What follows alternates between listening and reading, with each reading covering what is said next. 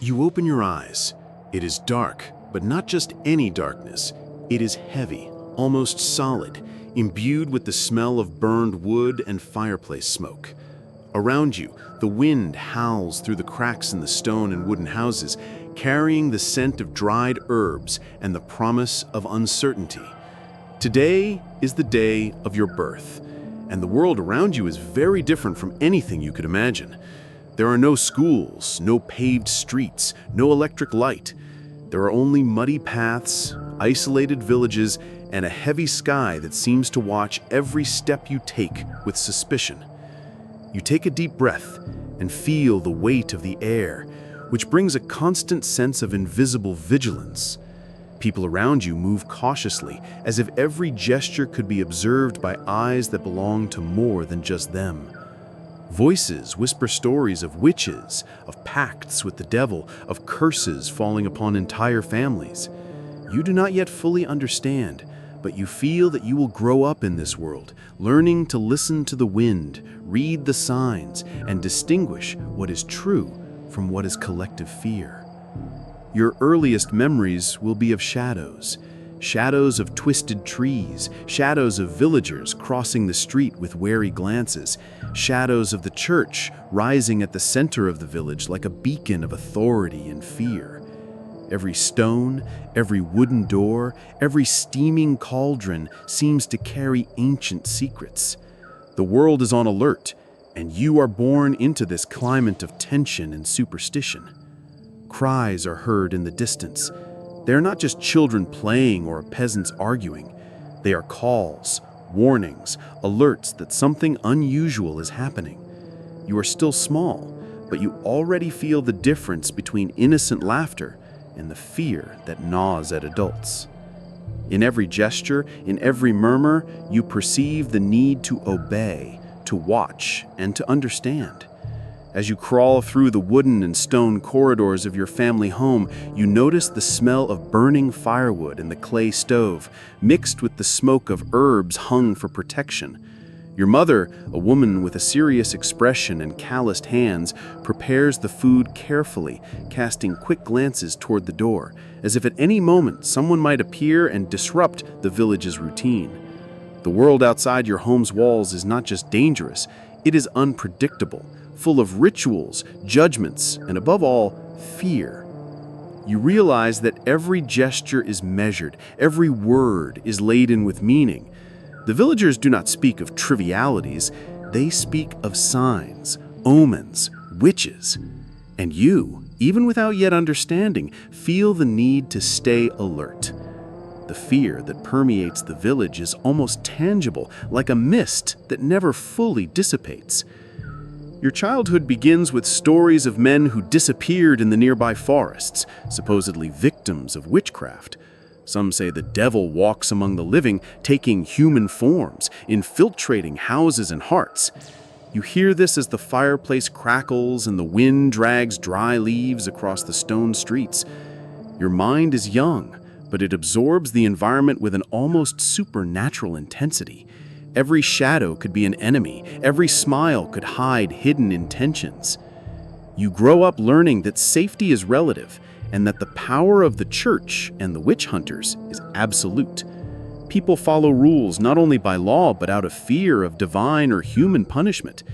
You watch the adults in their daily tasks, men hauling wood from the forest, women spinning wool, children helping in the kitchen, but always with quick glances toward dark corners, as if evil could emerge suddenly. When you finally manage to walk alone through the streets, you realize that the village is a living organism, pulsating with secrets and tensions. Every house has a story of witchcraft, every field a legend of a curse. You see villagers whispering as you pass, exchanging quick glances and subtle gestures. You quickly learn that survival depends on attention, discretion, and above all, courage to face what cannot be clearly seen. The world around you is divided between light and shadow, faith and superstition, life and death. Every step outside the house is a step into unstable territory. The trees of the nearby forest are not just trees, they are sentinels watching, silent witnesses of secret meetings, nocturnal rituals, and whispers of hidden pacts. The wind carries tales of witches and demons, and you feel you must be ready to understand and confront them. The church dominates the landscape. Its tower rises above the houses, and the bells mark every moment of the day. But the bell is also a warning. It may signal mass, but it may also signal judgment, accusation, or danger. You learn from an early age to interpret every chime, every pause, every echo that spreads across the stone streets. And then you realize you were not born in just any time. You were born in a moment when faith and fear are so powerful that they shape entire lives. The village is small, but the influence of superstition is enormous. Every villager carries stories of witches, curses, and dark pacts, and you, even without yet understanding, feel the weight of these narratives as if they were your own memories. Your family also carries this burden. Your parents speak little, but their looks and gestures say much. You learn to read intentions, interpret silence, and observe the details adults consider trivial. Every gesture has meaning. Every word is measured. You grow knowing that the world is not only what you see, but also what you fear. And so begins your life as part of a medieval European village, a world where the line between reality and superstition is thin, where every shadow may conceal a threat, and you, not yet aware, are destined to become something more. Someone who will need to face and perhaps control collective fear. Someone who will need to navigate the thin boundary between justice and cruelty, faith and fanaticism, survival and morality. You take a deep breath and feel that this is only the beginning. The smoke, the scent of herbs, the church bells, and the whispering wind are your world now. Every step, every glance, every decision will be shaped by it. And in the silence that settles, you perceive a truth you cannot name. You were born in times of fear, but also in times of power. A power that is about to define not only your life, but the lives of everyone around you.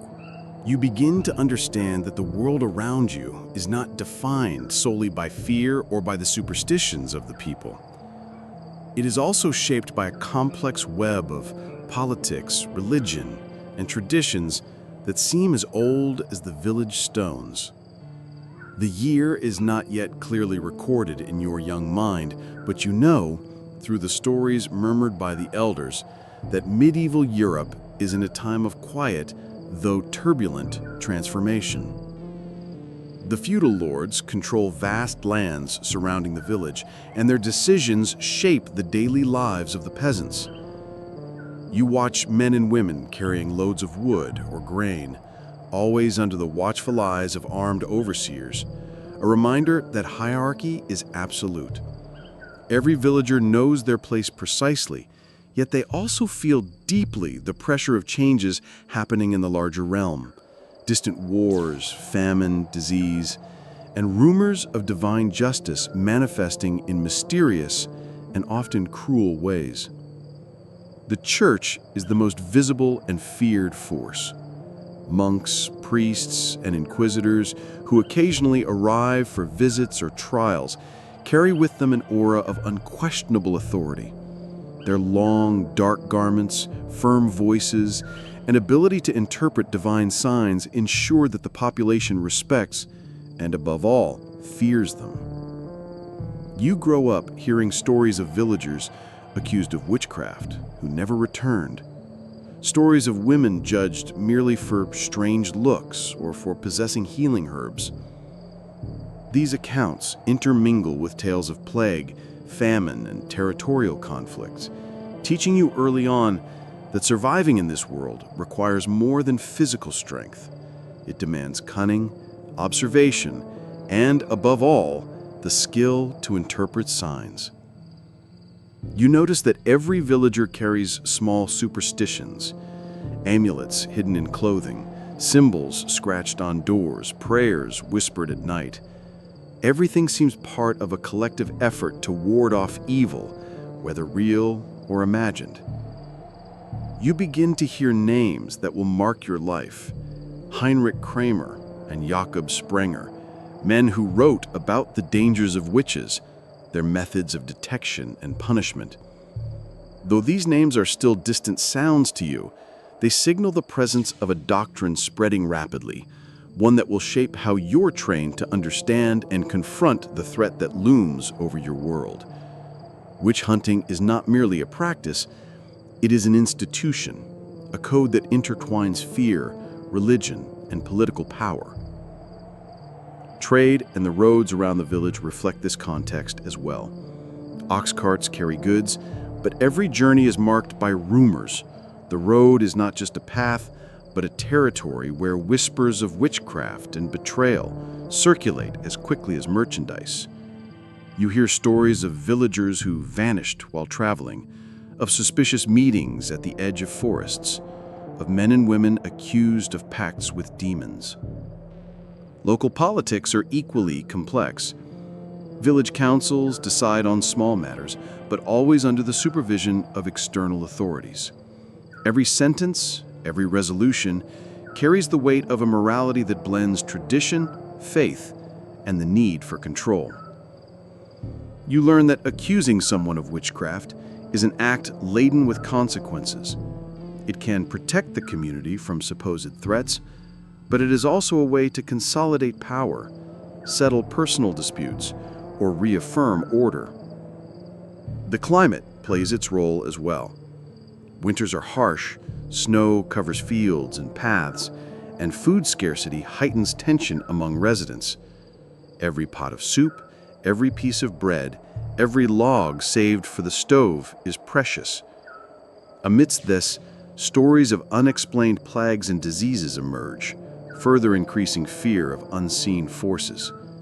You grow learning that the world is uncertain, nature is powerful, and superstition is a tool to cope with the uncontrollable. In the village, roles are clear. Men work the fields or learn trades, women manage the household, children help and observe, and everyone contributes to maintaining a fragile order. Yet even within this routine, there are moments of rupture. Witch trials paralyze everyday life. When someone is accused, the entire village seems to hold its breath. You notice how people's behavior changes. Glances become wary, whispers travel through the streets, and a palpable tension fills the air.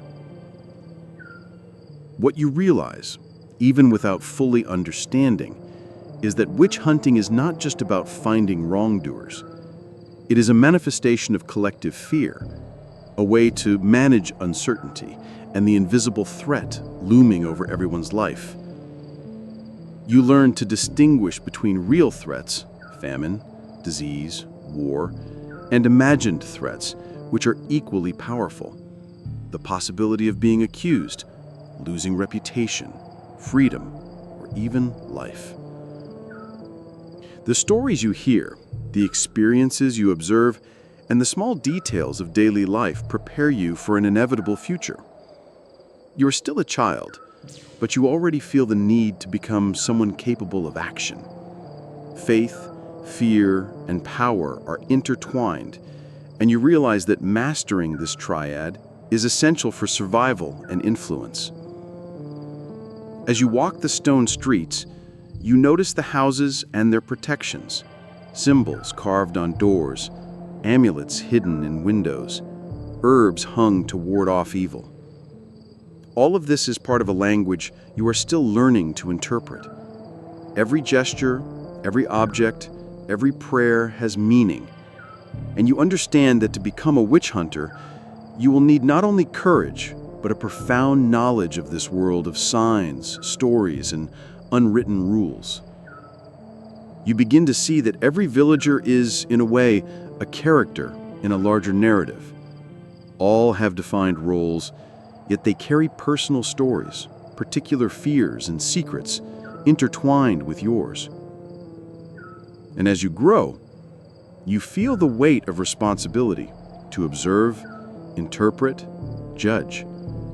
But you also feel fascination with the power to transform fear into action, doubt into judgment, superstition into law. The world around you is full of paradoxes. The church preaches mercy, yet is relentless in judgment. Villagers call for protection, yet are quick to point out evil in others. Nature is both beautiful and deadly, offering food and danger in equal measure. And you, even as a child, begin to understand that your destiny is tied to this delicate balance between life, death, faith, and fear. As you witness the first trials, you feel the weight of the collective gaze, the fear that turns into accusation, and the absolute power superstition grants to some. Every detail of the village, every story whispered to the wind, every act of obedience or defiance, shapes your mind and prepares you for the role you will have. Someone who must navigate fear, interpret signs, and wield authority that is both necessary and dangerous. Medieval Europe, with its wars, famine, diseases, and political upheavals, is the stage on which you grow. But within the village, it is faith, fear, and superstition that rule. And it is in this world that you will begin to learn the art and science of witch hunting. A world where the line between justice and cruelty, courage and fanaticism, reality and imagination is thin and constantly challenged. You wake before sunrise, the cold still biting through your bones, and smell the firewood burning on the makeshift stove in your wooden house kitchen. The packed earth floor echoes each step you take as you prepare for the day. The village is still wrapped in silence, but subtle signs of life appear.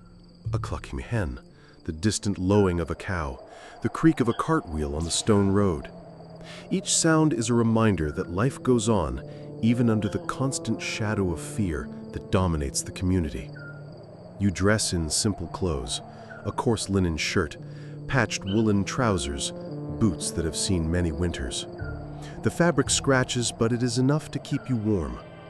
In the polished metal mirror on the wall, you see your youthful face, though features have hardened from constantly observing the world around you. There is something in your gaze that shows you are learning quickly. Every detail, every gesture of your neighbors, every murmur from the church, all is recorded in your mind like a map of signs you will need to decipher. Breakfast is simple, usually dark bread with a bit of butter or a piece of aged cheese. The meal is quiet, but not from lack of conversation. The village teaches from an early age that words can be weapons. A wrong phrase, a poorly understood comment, could make someone suspect of witchcraft. You have learned to measure every word, observe every reaction, and understand the power of silence. After the meal, you go to the fields. The tasks are routine, but essential for survival. Watering small gardens, feeding animals, collecting wood for the stove. Yet even in the simplest tasks, there are lessons to learn. You observe the behavior of other villagers, notice who is fearful, who is brave, who acts strangely. Every detail can be a clue about human nature, and eventually, about the presence of forces beyond what the eyes can see. Throughout the day, you follow the adults in their activities, helping the blacksmith heat the forge, carrying water from the well, watching the priest perform small rituals. Every gesture, every word is a silent lesson. You learn that fear is a powerful instrument, and those who know how to wield it can exert great influence over others. Gradually, you begin to understand that your future role as a witch hunter will not be just hunting. It will be interpreting, manipulating, and above all, surviving in a world where the truth is often invisible. During the day, you also observe the behavior of nearby children. They run through the fields imitating adults in play, but you notice that even their games carry elements of fear and respect. A simple game can quickly become a lesson in obedience or a warning about the invisible dangers that surround the village. You learn to distinguish between play and preparation, between innocence and early education. Religion permeates every aspect of daily life. You witness church rituals, processions, prayers, and whispered household devotions. Every religious act is both an act of faith and a demonstration of social obedience. You learn that those who do not follow rituals may become targets of suspicion, and that in witch hunting, any deviation from expected behavior can be fatal. Evenings are even more formative. By candlelight, you watch adults gathered, sharing stories of witches and demons. These accounts are frightening, but also educational. They show the methods used to identify suspects, the signs that cannot be ignored, and the consequences of straying from the path of virtue. You hear of women accused of bewitching neighbors, men who made pacts with invisible forces, and children who vanished after being considered cursed. Every story is a lesson, and each lesson reinforces the role you will have, protecting the community, even if it means making difficult decisions. You also learn to handle tools and objects that will be essential in the future. Knives, ropes, small bottles, herbs and potions all have use and meaning. Knowledge of these techniques is passed on practically through observation and direct experience. You begin to understand that being a witch hunter is not just following rules, it is applying knowledge with precision, discernment, and often courage in the face of the unknown. In the village, everyone has a defined role, but each person also carries fears and secrets. You notice patterns of behavior, signs of distrust, how rumors spread, and begin to develop an almost instinctive ability to detect those who might pose danger, or at least who could be interpreted as such. It is a delicate and complex skill, and you sense that mastering it will be essential to survive and eventually wield authority in witch hunting. The harsh winter makes everything harder. Walking through snow-covered streets, carrying wood and water, preparing scarce meals, all require physical and mental endurance. But it also teaches discipline, patience, and observation. You learn to recognize signs in nature, changes in the wind, animal behavior, the distant sound of footsteps or voices that may indicate danger or opportunity. Every detail matters, and your perception of the world sharpens each day. Social interactions are a constant form of learning. Observing how villagers react to suspicion, accusations, and minor disputes is a lesson in power, fear, and manipulation. You realize that collective fear can be directed, shaped, and used to protect order or consolidate authority. This silent understanding, gained over years, prepares you for your role as a witch hunter, where every decision requires a balance between justice, fear, and prudence. At night, after chores, you review mentally everything learned during the day. Signs of strange behavior, suspicious murmurs, patterns in people's habits. Every detail is recorded in your mind as a map of observation, a web of clues that will allow you, in the future, to identify threats, real or imagined. And as the candle burns out, you fall asleep with the feeling that, although you are only a child, your destiny is being shaped with every experience, every glance, every story told in the darkness of night. You begin to understand that daily life in the village is not merely a routine of work and survival. It is constant training to read the world around you. Every gesture, every word, every silence contributes to shaping your skills as a future witch hunter. You learn that understanding human behavior, interpreting signs, comprehending fears, and manipulating information are as important as physical strength or courage. Thus, the village, with its stone streets, wooden houses, and dried herbs hanging in windows, becomes your school. Every villager is a teacher, every story a manual, and every day a lesson in the power of fear, faith, and observation. And you, growing up in this complex and dangerous world, begin preparing to take on a role that will demand a balance between justice, vigilance, and courage, knowing that a single misstep could be costly not only to you, but to those you seek to protect. The day begins like any other, yet you sense a different tension in the air. There is an unusual murmur in the village, a constant whisper traveling along the stone streets and seeping into every wooden house.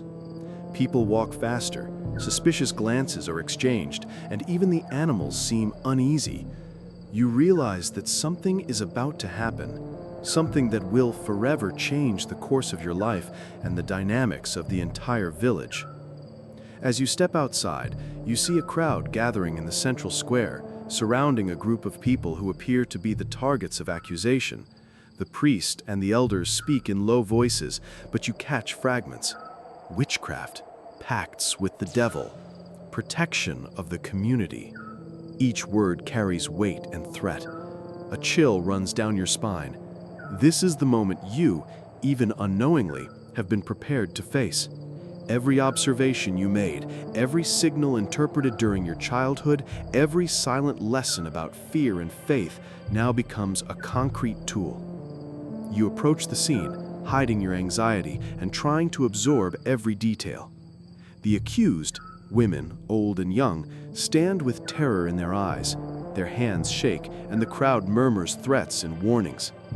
Fear is palpable, almost tangible, a haze mingling with the scent of burning wood and street dust. You understand that the power of suspicion can be deadlier than any blade. The priest raises a cross and gestures for silence. He begins to narrate the signs of witchcraft, describing behaviors, minor incidents, and coincidences that led to the accusation. Each detail is analyzed meticulously, as if each gesture, word, and glance were evidence of an invisible crime. You watch closely, absorbing not only the content, but the way he manipulates collective fear to create order and control. Throughout the day, you are called to help. Your role, initially small, is to observe, record, and report on suspicious behaviors, following instructions from the more experienced witch hunters. Every step is a test. One wrong move could put you at risk, but every correct observation increases your authority and confidence. You feel the weight of responsibility. This is not just practice, it is the real application of what you have silently trained for years. Tension escalates when a young woman accused of bewitching a child begins to scream in despair. She points to neighbors, pleading innocence and accusing others of lies. The crowd reacts with confusion and panic. You notice how fear spreads rapidly, how suspicion multiplies, and how the line between truth and fiction becomes indistinguishable. Your training in observation and signal interpretation has never been more necessary. Every detail matters. Every gesture is an indicator of guilt or innocence, or at least of how the population will interpret it. Throughout the day, you witness purification rituals, interrogations, and demonstrations of faith. Some accused undergo physical trials. Others are isolated for reflection and penance. You begin to understand that a witch hunter's power lies not only in punishment, but in the ability to influence the narrative and maintain social cohesion, even if it requires morally complex decisions. At nightfall, you retreat to your home, your mind filled with images and sounds, the accused's cries, the murmurs of the crowd, the smell of smoke mingled with the village's tension. Sitting before a flickering candle, you review each event of the day. You realize that life in the village has changed irrevocably for everyone, including you. Today, the line between childhood and maturity has been crossed. You are no longer merely an observer. You have become an active participant, responsible for decisions that can cost lives. In the days that follow, the village's daily routine transforms. Fear does not disappear, it intensifies, becoming a tool for survival and control. You continue your activities, but now with the awareness that every gesture, every word, can be interpreted as suspicious or innocent. Witch hunting cease to be isolated events and begin to permeate every aspect of life. Who speaks with whom? Who visits which house? Who exhibits different habits? Your perception of the world sharpens even further. Over time, you realize that your role extends beyond observation and accusation. You've become a mediator, an interpreter of fear, and a guardian of order. Every decision requires a balance between justice, prudence, and survival. You understand that witch hunting, though cruel, is also a means of maintaining social cohesion in an environment steeped in superstition and distrust. Your skill in deciphering human and natural signals, acquired through years of observation, becomes a powerful tool, essential to protecting the community, even if the methods are morally questionable. Finally, it is time to reflect on all that has occurred. Sitting in the darkness of your room, you watch the shadows dance on the walls and contemplate the price of survival and authority. Every life taken, every accusation made, every difficult decision has shaped not only the village, but also you. You begin to understand that living in this period is not just about existing, but about understanding and manipulating the complex mechanisms of fear, faith, and morality. Had you been born in another time, you might never have grasped the complexity of human nature, nor learned so early about the power of fear, observation, and interpretation. Perhaps you would never have realized that the line between justice and cruelty can be thin, and that survival depends as much on courage as on the ability to understand human behavior in its most subtle manifestations. The village continues to exist, but every face you encounter carries memories of the events you witnessed. Every conversation is measured, every gesture observed. You realize that learning never ends, it merely transforms into practical experience. The history of the village, the hunts, and the accusations remain etched in your memory, shaping your worldview and leaving marks that will last a lifetime. You close your eyes and reflect. Can society survive without the fear that maintains order? Or is the price of collective security always paid by individual innocence? Every decision made, every observation taken is a reminder that the world is complex, unpredictable, and often cruel. Yet it is also a world where perception, courage, and wisdom are the tools that allow not only survival, but also some control over one's own destiny. As night deepens and darkness envelops the village, you wonder, had you been born in another time, would you have been able to understand human nature so profoundly? Or would your skills, your courage, and your observation sense have been wasted in a less dangerous world? Learning, fear, and responsibility intertwine, forming the essence of who you have become. Not just an observer or a hunter, but someone carrying the living memory of an era in which the invisible dictated the rules of life and death. You fall asleep with this question echoing in your mind, aware that your lived experience has shaped not only your story, but the way you understand the world, others, and yourself. Every decision made, every gesture, every observation now carries a meaning that transcends time. You have not merely survived, but learned to interpret the invisible, master fear, and transform observation into power, even when that power is shrouded in shadows and doubt.